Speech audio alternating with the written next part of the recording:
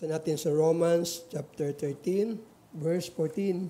But put on ye on the Lord Jesus Christ, and make not provision for the flesh, to fulfill the lust thereof.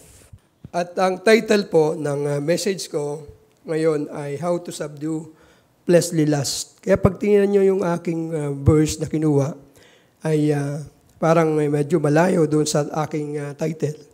Pero ang totoo, nahirapan ako kumuha ng title. Pero purihin po ang Panginoon sapagkat tayo po ay kanyang tuturuan sa gabi ito sa pamamagitan ng kanyang salita. At yung subduing, how to subdue fleshly lust. Paano ba natin ma-overcome? How to subdue or how to bring under control our fleshly lust? Yun po ang gusto kong ibahagi sa atin sa gabi ito. At kapag ganito yung word na subdue, ang pinag-uusapan, ang nakikita ko dito ay yung illustration sa Facebook minsan na yung malaking sumo wrestler na ang kalaban niya ay maliit lang, na pag tinignan mo yung picture ng cartoons ay talagang nanginginig yung dahil alam niya yung kanyang kalaban ay malaki. At anytime o any moment ay pwede siyang i-subdue, pwede siyang i-control, at pwede siyang talunin ng kanyang kaaway. So, maraming paraan how to subdue and how to overcome or under control our fleshly lusts. Maraming paraan na tinuro ang Biblia kung paano natin susupilin o kukontrolin ang ating mga pagganasang laman. Una ay pag tinignan natin doon sa Matthew 5:29, sabi doon, and if thy right eye offend thee, pluck it out. Paano ko kontrolin? Tanggalin mo. Pluck it out. And cast it from thee, for it is profitable for thee that one of thy members should perish, and not thy whole body should be cast into hell. So pag tingnan natin ito literally, ay parang masyadong cruel. Tanggalin ang mata at itapon, at mas mabuti daw na mapunta ng impyerno, at mabuti daw na yung isang mata na kung alin yung nagiging dahilan ng pagkakasala ay tanggalin. For it is profitable for thee that one of thy members should perish, and not thy whole body should be cast into hell.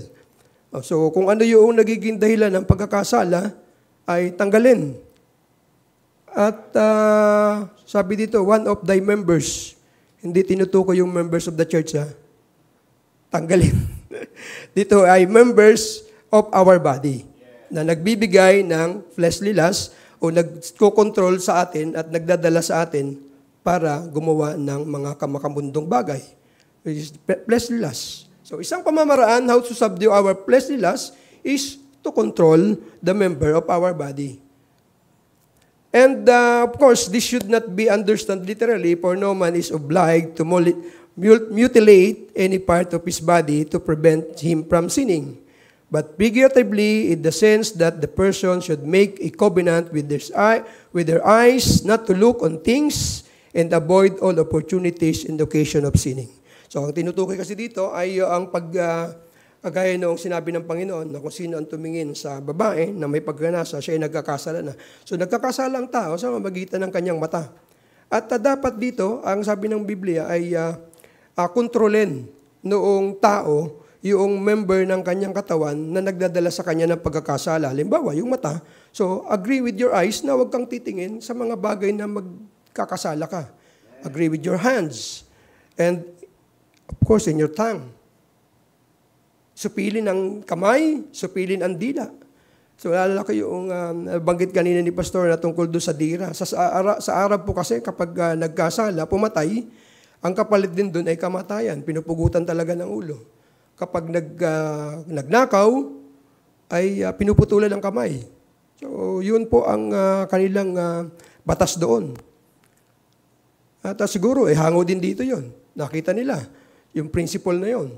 So, isang pamamaraan ay kung paano natin maiiwasan ang bahagi ng ating katawan na ito ay makagawa ng kasalanan ay supilin. Pangalawa, other way is to remember that our old nature is crucified with Him. Isipin natin na yung ating, bilang tayo ay mga Kristiyano, yung ating lumang pagkatao ay ipinako ng kasama ni Kristo. See? Hindi na tayo nabubuhay sa ating lumang pagkatao dahil ipinako na itong kasama ni Kristo and we are raised to the newness of life. So isang bagay na pwede nating makontrol ang ating mga pagganasang makamundo ay isipin natin. Ilagay natin sa ating puso, ako ay bago ng nilalang. Ako ay hindi nakagaya ng dati. Ang luma kong pagkatao ay inipinako ng kasama ni Kristo. Knowing this, that our old man is crucified with Him, that the body of sin might be destroyed, that henceforth we should not serve sin. So hindi na natin dapat pinaglilingkuran yung kasalanan na talagang hilig na hilig ng ating makalumang pagkatao. Ito yun eh. Ito yung minsan nagdadala sa atin eh. Yung sa paggawa ng kasalanan eh. Yung ating sinful flesh. At minsan ang tao ay lagi sinisisi ang dyablo. Ay kasi tinukso ako eh. Pero ang kailangan mong isipin, examine yourself. Ano ba ang ginagawa mo? Paano ka ba lumalakad sa mundo? Paano ka ba lumalakad sa buhay mo bilang Kristiyano? Knowing this, that our old man is crucified with Him, that the body of sin might be destroyed, that henceforth we should not serve sin. We should not serve sin. Alam niyo po ang bagay, maobserba naman natin sa buhay natin yan, na ang nagpapahina at nagpapabagal o na pagpapatamblay sa atin sa paglilingkod sa ating Diyos at paggawa ng mga ministry ay ang kasalanan. At yan ay na-experience ko sa buhay ko bilang Kristiyano na talagang nakakalungkot kapag ikaw ay may ginagawang kasalanan. Pag nagpipreach sa pulpit, parang ikaw yung pinatatamaan. Pag nagbabasa ka ng Biblia, parang tinutusok ang puso mo. So, minsan kapag ang tao pinatigas ang kanyang puso, anong gagawin niya? Unti-unti at dahan-dahang lalayo sa gawain. Kapag ayaw niya mag-repent, aalis na lang siya at magpapaalam. Ayaw niyang tanggapin sa sarili niya na siya ay nagkasala. Ayaw niyang tanggapin sa sarili niya na siya ay nagkamali. Ang gagawin niya, unti-unti lalayo sa gawain, aalis. So, knowing this, that our old man is crucified with Him, that the body of sin might be destroyed, that henceforth we should not serve sin. Other way is to mortify the deeds of our body. How to subdue fleshly lusts. Another way is to mortify the deeds of our body. Colossians chapter 3 verse 5, mortify therefore your members which are upon the earth. So mortify, pag tingin natin ang malalim na meaning na mortify, patayin. Pero meron naman dito, knowing this, mortify the deeds of our body. Mortify therefore your members. So hindi papatayin ang members. Papatayin na nagkakasala. Papatayin yung desire, fleshly desire ng ating katawan. See? Kaya minsan ay dapat ay pag nagbabasa tayo, guided tayo ng Banal na Espiritu na titingnan natin ano ba ang tinutukoy dito. It is literal or it is figurative. So yun po, ang sa ibang mga kulto ay may mga bagay na may mga tinitingnan silang literal.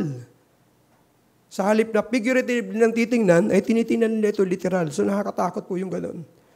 Subalit salamat sa Panginoon sapagkat tayo ay nagsusumikap na manatili sa tamang doktrina ng tinuturo ng Panginoon.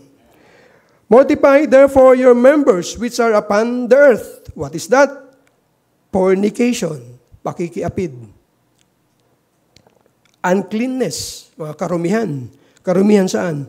Karumihan sa isip, karumihan sa salita, karumihan sa buhay. Marami ibig sabihin ng karumihan.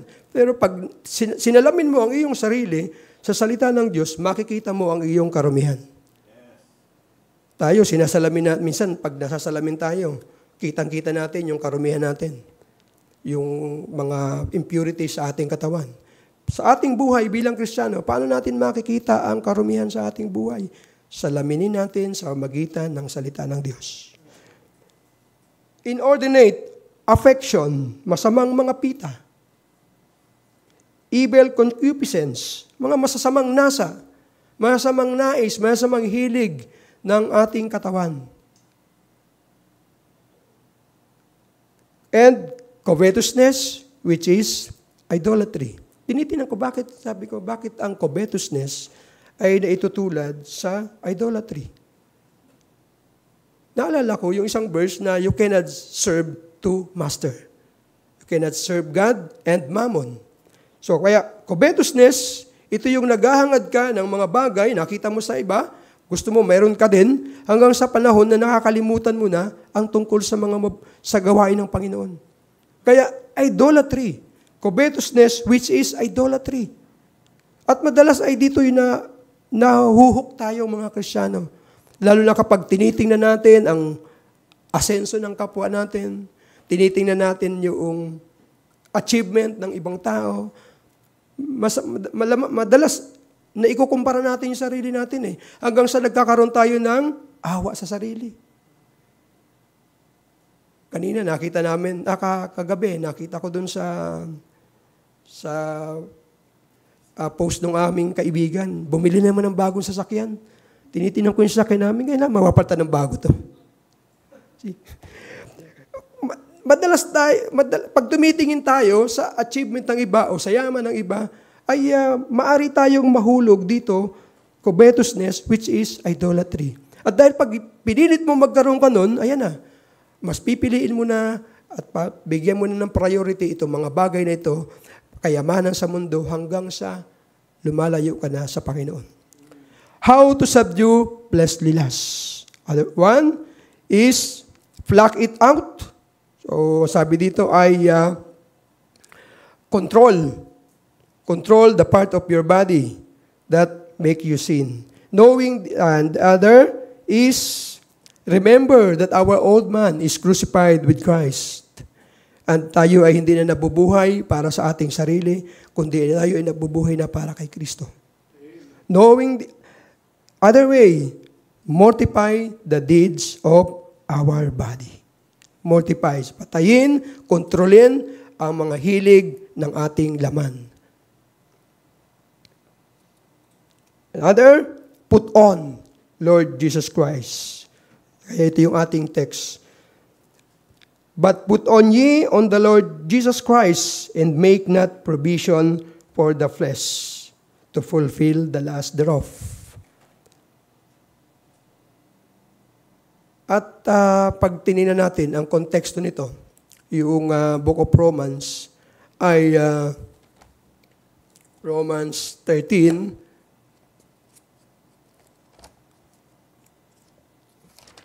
ay tumutukoy ito sa submit to the authority. Tama? Romans 12:13.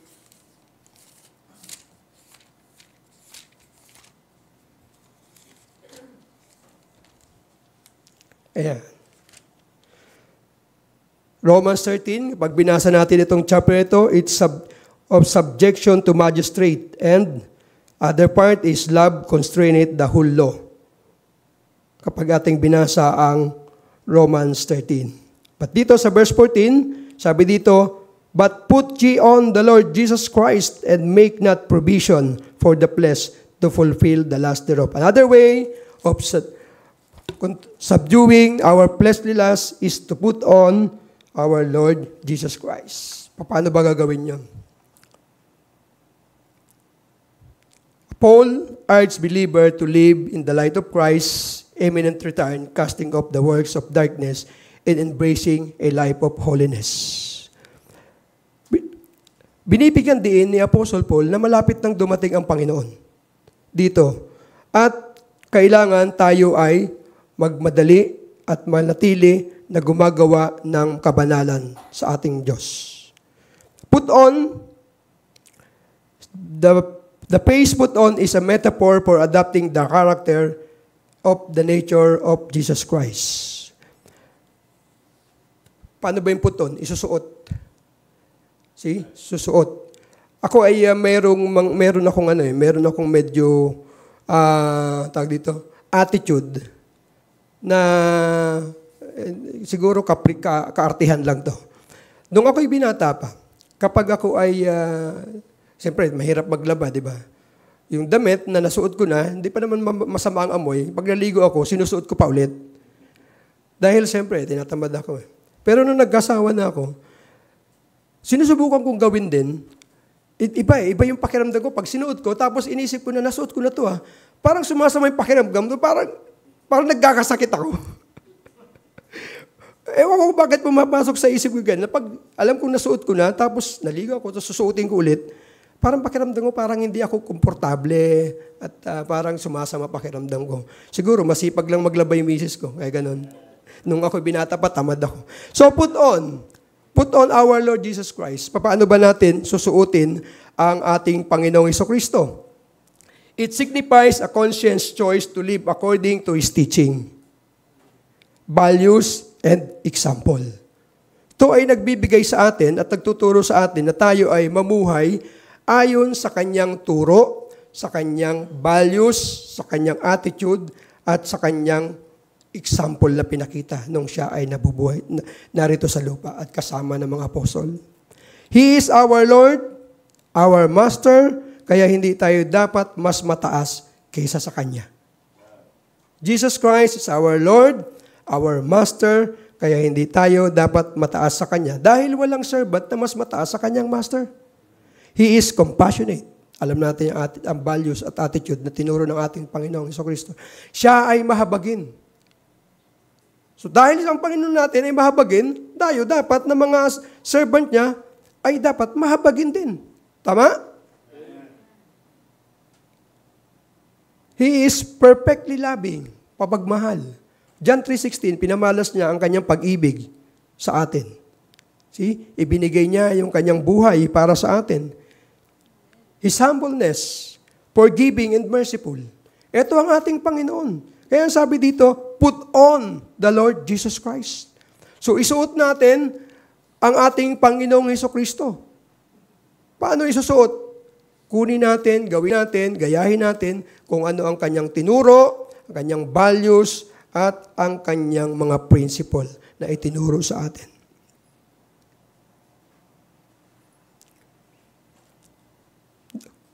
At alam naman natin, ang ating Panginoong Hesukristo, Philippians 2:6-7, who being in the form of God, though it is not robbery to be equal with God, but made himself. See? Though it is not robbery to be equal with God, but made himself of no reputation, and took upon him the form of a servant. He took upon him the form of a servant for us. For us, hindi naman niya kailangan gawin, but for His love for us. Ginawa ng ating Panginoon. He took upon him the form of a servant and was made in the likeness of man. It was made in the likeness of man. He is obedient to the Father, and the Father, the love of the Father that displayed by our Lord Jesus Christ. Ginawa ito ng ating Panginoon. He took upon him the form of a servant. His life, death, and resurrection, He conquered the death for us. Ito ang ating Panginoon. He conquered the death for us. Siya ay namatay upang tayo ay magkaroon ng buhay. See? Put on our Lord Jesus Christ in our life. Make no provision for the flesh. It refers to the sinful nature, the desire, and inclination that lead to sin. So, provision, wag nating bigyan o paglaanan ng pagkakataon o bigyan ng puwang sa ating puso ang kasalanan. Kaya ang dapat gawin, mortify the deeds of our body. Put on the Lord Jesus Christ.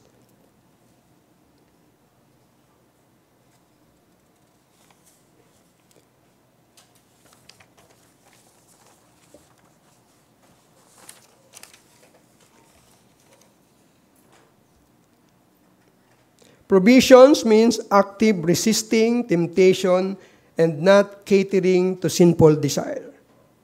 Okay?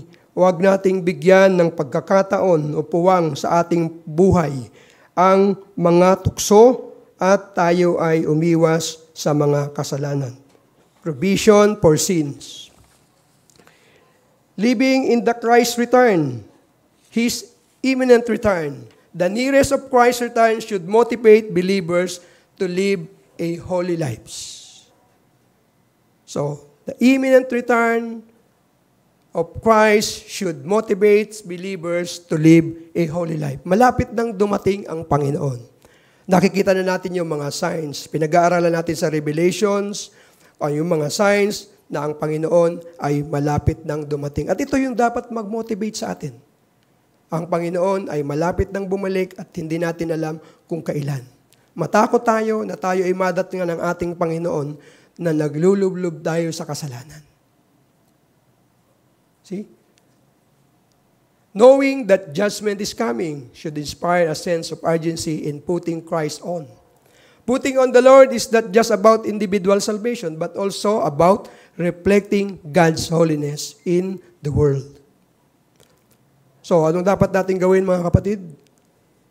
Let us have a regular self-examination. Regular examine your life to see if you are truly putting on Christ or you are still indulging in the works of darkness. Naalala ko yung aking ka-chat. Sabi ko, examine yourself. Baka tumitingin ka lang sila ang may problema, yung pala ikaw ang may problema. Examine yourself. Minsan kasi ganun ang tao eh. Kapag siya ay in the high of emotion, ang nakikita niya, sila, kayo ang may problema. Pero hindi niya nakikita, ako pala yung may problema. Kaya, huwag tayong magpapadala sa silakbo ng ating damdamin, sa silakbo ng ating emosyon. Kaya napakahalaga na tayo ay merong self-control, with humility, with meekness. At ito ang pinakita ng ating Panginoon nung siya ay naririto. At ito ang tinuturo niya sa kanyang mga disciple.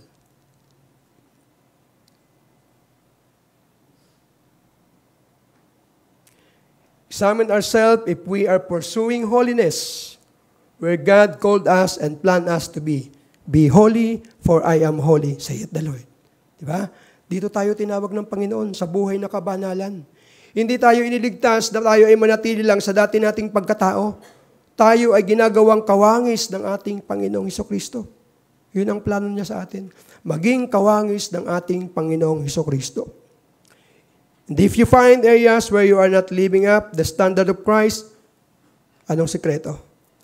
Repent. Turn back to Him.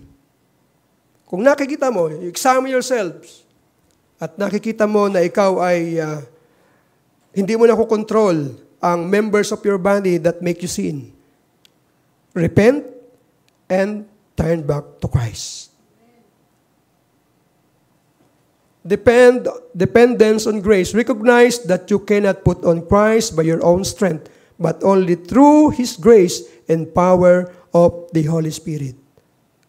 I-recognize natin na hindi natin kaya. I-recognize natin sa ating sarili saan tayo mahina. At i-recognize natin na hindi natin ito kaya by our own strength, but only by the grace of God. So, anong solusyon? Prayer. Prayer. Prayer. Kaya nga narito tayo, prayer meeting. Pinagpipray natin ang mga karaingan ng kapatiran o ng ating sarili. Lumalapit tayo sa Panginoon congregationally at tayo ay nananalangin. At tayo ay sama-sama din nagbubunyi, nagpupuri kapag merong answered prayer sa ating kalagitnaan. Kaya napakahalaga po ng prayer meeting.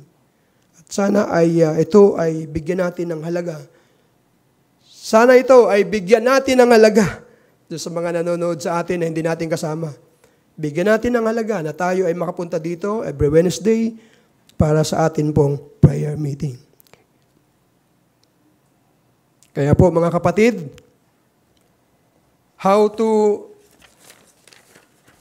sa title po natin ay How to Subdue Our Fleshly Lusts. Binigyan tayo ng mga pamamaraan, prinsipyo ng Biblia.